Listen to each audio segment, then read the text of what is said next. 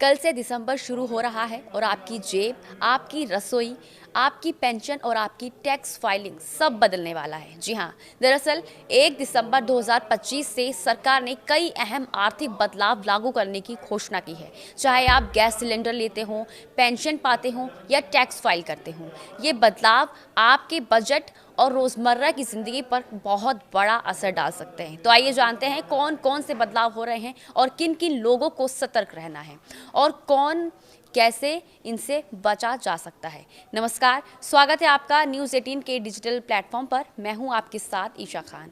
अगर आप या आपके परिवार में कोई भी केंद्र सरकार में कर्मचारी है और अब तक आपने डिसाइड नहीं किया है कि आप एनपीएस रखना चाहते हैं या यूपीएस, तो 30 नवंबर 2025 तक यानी कि आज फैसला करना होगा, क्योंकि 1 दिसंबर के बाद ये मौका बंद हो जाएगा। यानी अगर आपने समय रहते आवेदन नहीं किया तो आपको जो चेंजेस होने वाले हैं, जो आपको चेंजेस मिलने वाले हैं, वो आप नहीं पा पाएंगे।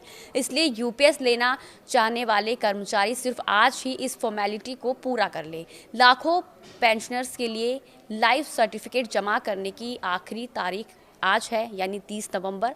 अगर ये समय से नहीं जमा करते हैं तो 1 दिसंबर के बाद आपकी पेंशन रोक दी जा सकती है। भुगतान रुकेगा और फिर से चालू करने में दस्तावेज़ों की फिर से जांच हो सकती है, जिससे देरी भी हो सकती है।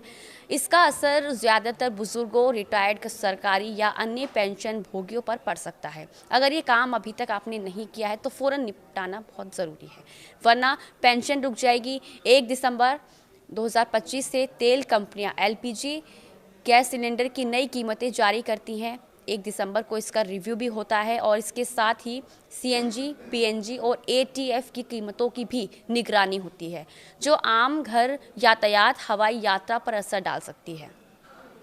पिछले महीने व्यावसायिक सिलेंडर की कीमतों में मामूली कटौती हुई थी, लेकिन घरेलू रसोई गैस सिलेंडर के दाम लंबे समय से स्थिर थे। अब देखना ये होगा कि दिसंबर में क्या बदलाव होता है। अगर दाम बढ़े तो घर का खाना, रसोई खर्च, घरेलू बजट महंगा होगा। सीएनजी, पीएनजी पर निर्भर लोग ट्रैवल या गैस खर्च में बदलाव देखेंगे। अगर एटीएफ महंगा हुआ तो हवाई उड़ानों के टिकट भी महंगे होने की संभावना है।